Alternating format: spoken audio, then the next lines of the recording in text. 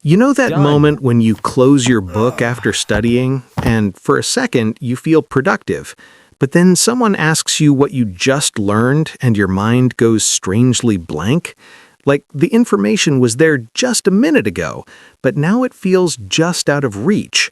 You can almost feel it, but you can't quite access it. And in that moment, there's this quiet confusion. You start wondering if you didn't focus enough, or maybe you rushed through it, or maybe you're just not as good at remembering things as you thought. Most people interpret that moment in a very specific way. They assume it's a sign that something is wrong with their effort, that they need to study longer, push harder, or stay more disciplined.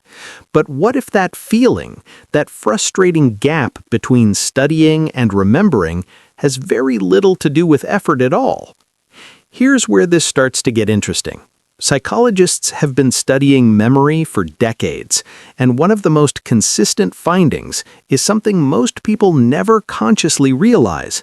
Forgetting doesn't usually happen because you didn't learn something. It happens because your brain was never properly asked to retrieve it.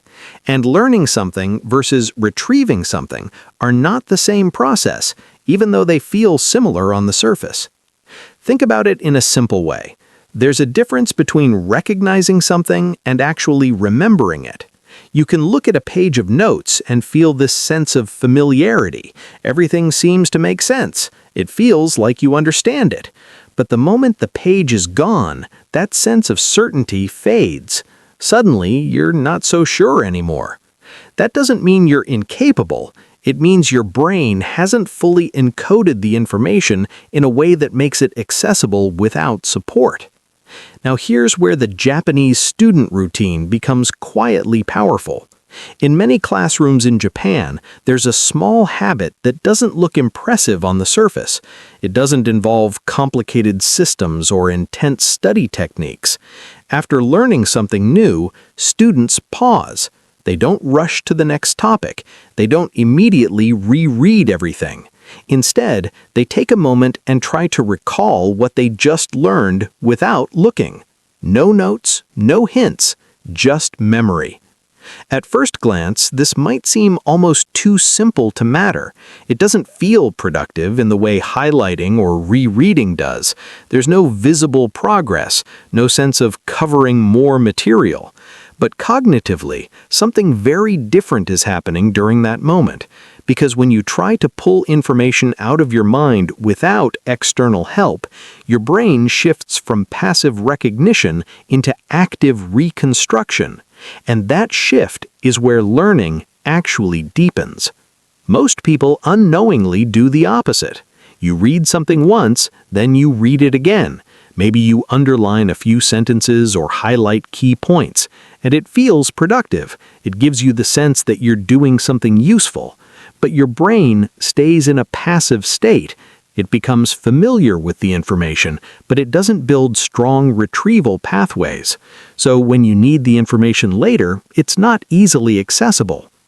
Here's the part most people don't realize. Your brain doesn't strengthen memory when things feel easy and smooth. It strengthens memory when there's a small amount of difficulty involved in recalling information. Not overwhelming difficulty, not frustration that shuts you down, but just enough effort to make your mind engage actively. That effort is what signals to your brain that this information matters. Psychologists sometimes refer to this as retrieval practice, but you don't need the terminology to understand the experience. You've felt it before. It's that moment when you're trying to remember something and it's just out of reach, and then suddenly it clicks into place. There's a small sense of relief, almost like solving a puzzle. That moment is your brain reinforcing the pathway that leads to that memory. Now here's something subtle, and honestly a bit counterintuitive. That uncomfortable feeling when you can't quite remember something is not a sign that you're failing. It's actually a sign that your brain is working exactly the way it should. But most people interpret that discomfort as a problem, so they immediately escape it. They go back to their notes, reread the material, and try to make the process feel easier again. And in doing that, they unintentionally weaken the learning process. This is why that simple Japanese routine works so well.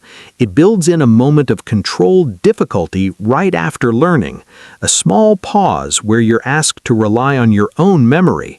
Students might ask themselves questions like, "What did I just understand? What can I explain without looking? Or what am I already starting to forget?" And those questions create a very different kind of engagement with the material. At first, this can feel uncomfortable because when you try to recall something without looking, you quickly realize how much you don't fully remember, and that realization can feel discouraging if you're not used to it. But something important is happening in that moment. You're no longer operating on assumption. You're seeing your understanding clearly, without illusion. And that clarity changes how you approach learning. Instead of passively going over everything again, you begin to focus on the specific gaps in your understanding. You become more intentional with your time. You stop trying to cover everything and start trying to actually understand what matters. And that shift, even though it seems small, makes your study sessions significantly more effective. If this idea resonates with you in some way, you might find these kinds of psychological patterns helpful to explore further. Subscribing simply helps this kind of content reach people who may be quietly struggling with the same experience, and it allows these conversations to continue.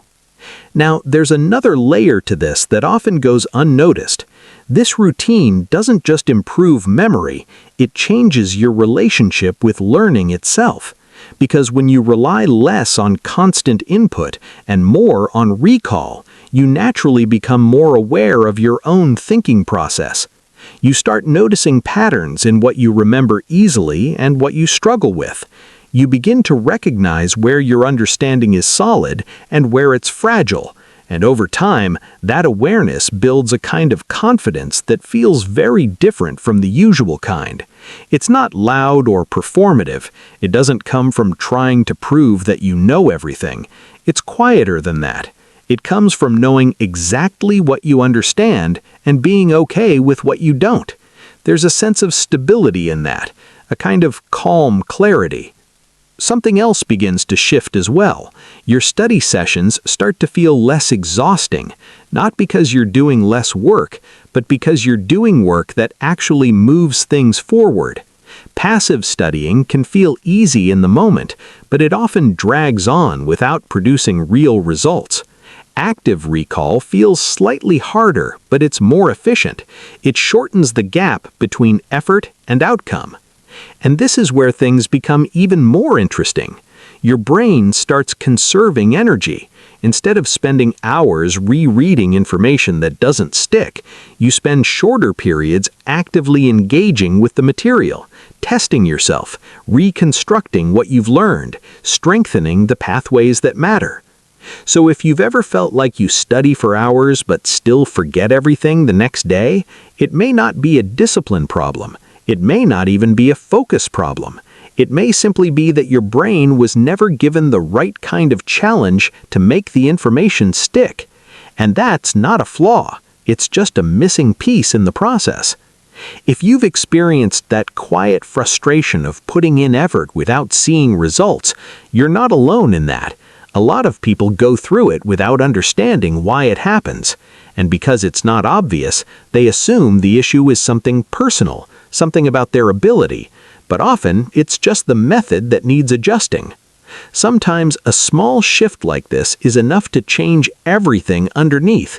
You finish studying, and instead of immediately moving on, you pause, you close your notes, you sit with the material for a moment, and you ask yourself a simple question: what stayed with me? Even if the answer feels incomplete, that moment matters, because that's where memory begins to solidify. Not when you're taking in information, but when you're reaching back for it, when your brain is asked to reconstruct what it just experienced.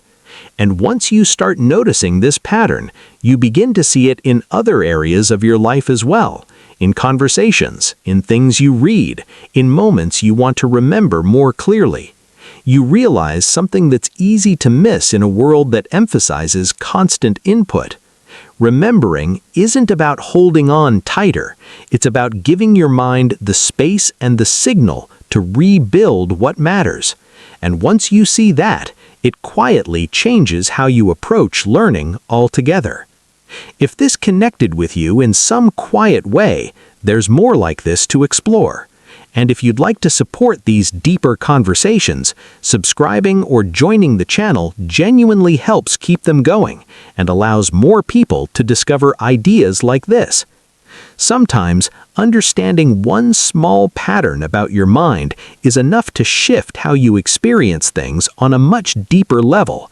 And once that shift happens, learning stops feeling like something you struggle through and starts feeling like something you understand from the inside out.